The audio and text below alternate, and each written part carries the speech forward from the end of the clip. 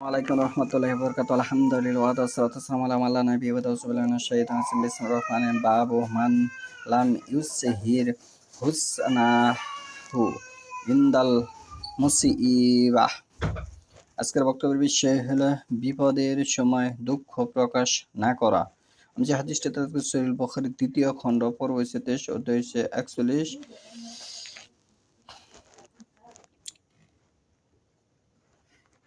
وقال محمد ابن قف قرآزيل زاء القول السائء وسن سيء.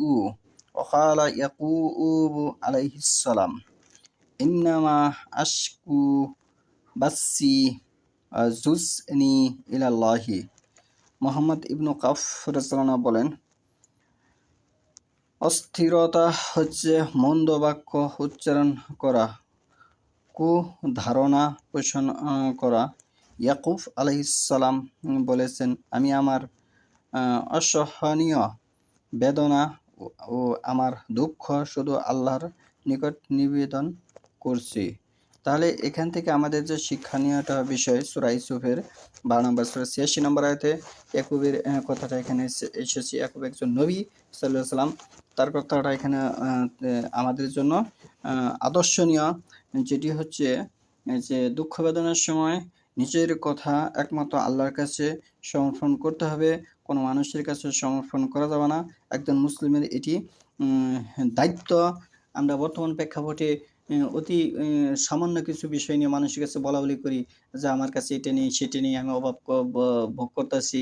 এবং অনেক স্ত্রী আছে স্বামীর বিষয়ে বলে আমার স্বামী আমাকে সুখ দেয় না, এটা দেয় না। এটি আসলে বর্তমান প্রেক্ষাপটে এটি যেটি চলতেছে, এটি আসলে বর্তমানে জাহিলি যুগ চলতেছে। এখান থেকে হেফাজত ভাবে যে ইসলামের তরিকায় চলতে পারবে, সেই আসলে সফলতা অর্জন করলো।